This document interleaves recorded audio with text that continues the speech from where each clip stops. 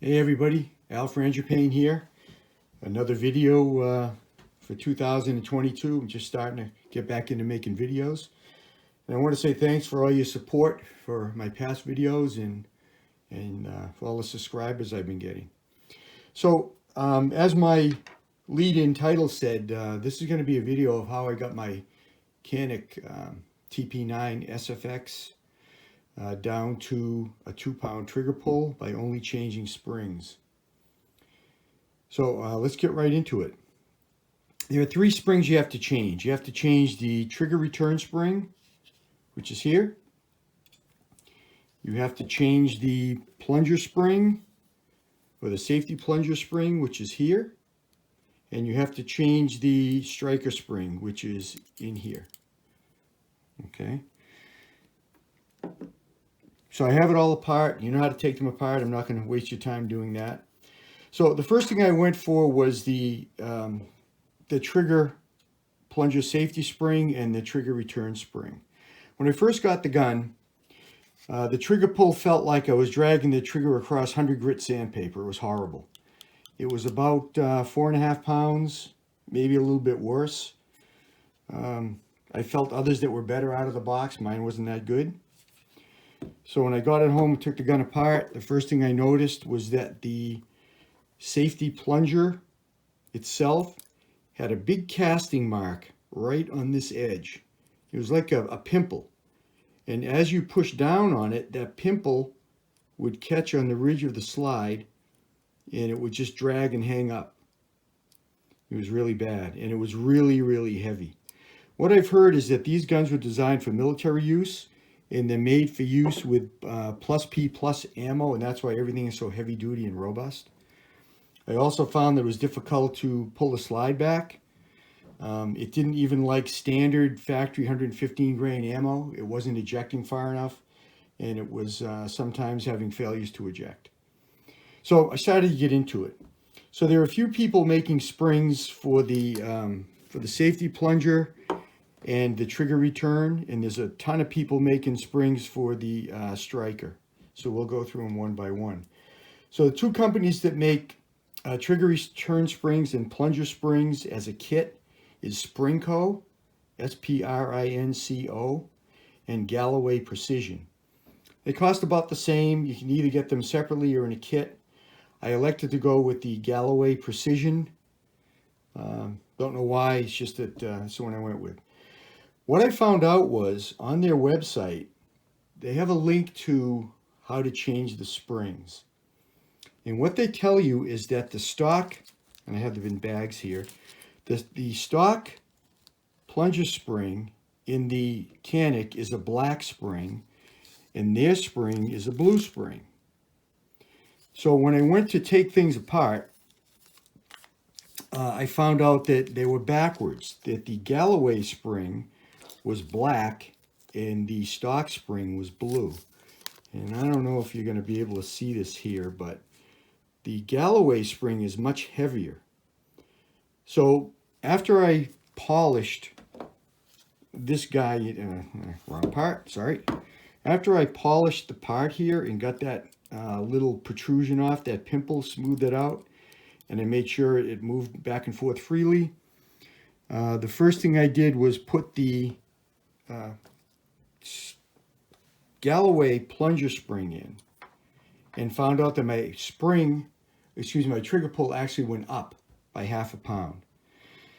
When I put the CANIK spring back in, it went back down to what it was from the factory. But it was smooth because I get rid of all that gritty feeling in the safety plunger spring. So I wrote a long letter or email to Galloway. I told them I think they had the springs wrong, that their video was wrong. Actually my trigger pull went up with their spring, and I never heard from them. I'm sorry, I never heard from them. So I'm not going to recommend them for their spring kit. However, I do like their trigger return spring. Putting just their trigger return spring in took about, almost another pound off. So I would say I was down to 3.5 pounds now, just by changing that. Pretty easy to do. They have a video online that shows you how to do it. That's the one I would go see if I were you. Okay, so the next thing I had to do was come up with a plunger spring. So I looked through my collection of small springs I have from doing other gun work, and I found one that was the same diameter, but it was shorter than the stock spring. So I just stretched it. I just pulled on it, I stretched it, I put it in, and it was really, really light now. So that got me down to about, with just those two springs, it got me down to about 2.5 to 2 3/4 pounds. Just by doing those two. So I don't know why people on the internet are saying that they were, happy to get it down to 3.5. You can get them much better than that. So the next thing I did was, I shoot hand loads, and I load to about 130 to 135 power factor. And I obviously couldn't use the stock factory spring. So I had to come up with a lighter spring, but we'll get into that in a minute. The next thing I did was I changed the striker spring. So the stock striker spring, I suspect, is 8 or 9 pounds. The thing is enormous. I could just barely compress it to get it out of the firing pin assembly to put the new one in.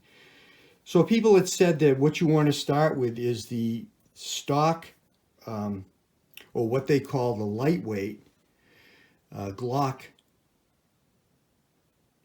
firing pin spring, and that's 6.5 pounds. They have two. They have a 6.5 pound and what they call an extra power. So here's what it is here. This is the Glock extra power spring at 6 pounds. So I got one of those, and I installed that, and it got the trigger pulled down to about under 2.5 pounds, maybe 2 1/4, almost 2 pounds. So I like to experiment. I went out and I bought a 5.5 pound spring, which is what is in there now. And I said, well, maybe I can get even lighter. So I went out and bought this kit, which is from NDZ. And it comes with a 4, a 4.5, and a 5 pound spring.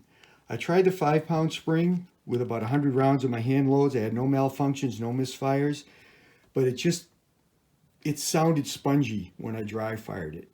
So I put the 5.5 pound back in, and I'm right at 2 pounds now in my trigger pull. When I put the gun all back together, I'll show you. So now what I needed to go after was the recoil spring, again, to match my hand loads. So the first thing I did was I tried to find a stock, or I shouldn't say a stock, an aftermarket CANIK spring that was around 13 pounds. And I say 13 pounds because those hand loads work in my Smith & Wesson M&P 9 with a 13 pound spring. I do have a lathe at home. So what I did was I made a recoil spring guide, which has the diameter here of the CANIK, has the rod diameter of the Smith & Wesson, so it accepts Smith & Wesson springs. And then what I did was I drilled and tapped the end so I could make it a captive spring assembly. So now all I have to do is put this in, put the barrel in, put the spring in, and I'm done. Now I got a 13 pound spring. But I wanted to experiment with other spring weights. So what I did is I took the stock, because I knew I was never going to use it, CANIK spring assembly, which is this spring, and I chucked the whole thing. I can't show you here, but it looked like this. And I chucked the whole thing in a portable drill.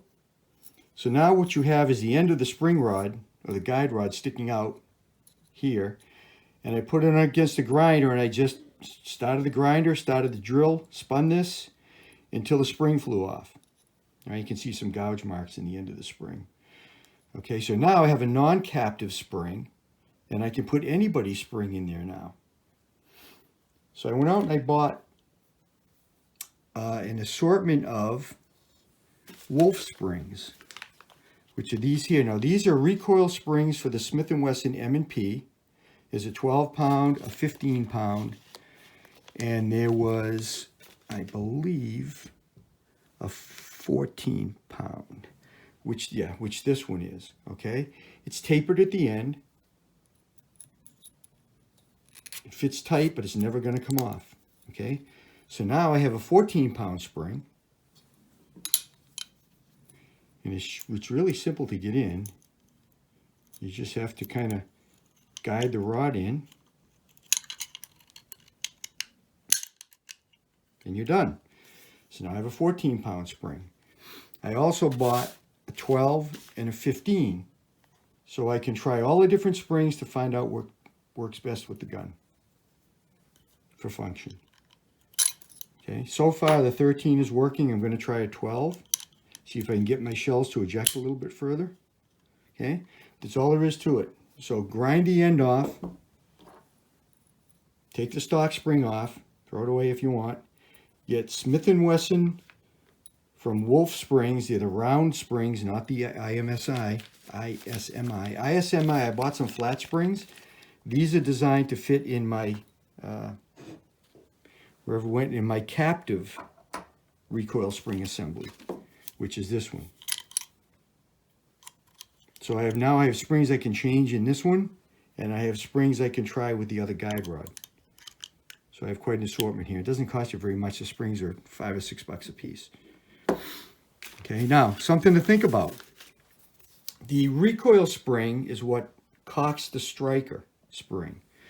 So if your spring is too light, if you keep the stock spring in the striker assembly and you put a lighter recoil spring in, there's not enough force for the slide to go forward because you're trying to compress a heavy spring back here.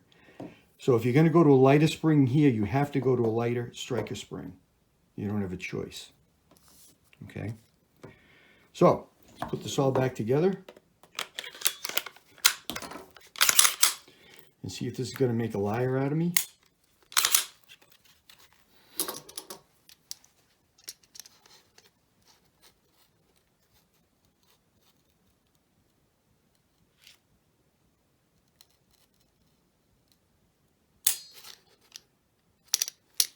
Okay, I don't know if you can see that, but it's just a hair over 2 pounds.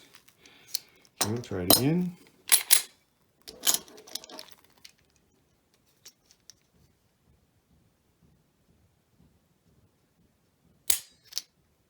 That was right on 2 pounds that time. All right, it's consistent all the time, 2 pounds. Now, what else I did, I'm going to tell you what I did. I'm not going to give you too much detail about it because I don't want anybody to get hurt reducing the way the trigger works. But if you know your CANIK, it usually has a trigger pull that starts about out here. And there's 3 steps to it. You feel it when it comes up against the safety plunger, goes past the safety plunger, then it goes to the wall, and then it fires. Okay, so I wanted to eliminate a whole bunch of that pre-travel, and you can see it's pretty much gone now. So what I did is I took the trigger out and I drilled a hole for a set screw, which you can see here, and I can adjust the set screw in and out to take up the pre-travel, so the reset isn't as far. But what happens is you lose the function of the safety blade when you do that. It's disabled, so you lose that function. So what I had to do was take the safety blade out and I modified it. So now the safety blade, as you can see, stops the trigger from going back, so you retain that safety function. But when you pull the trigger, it fires.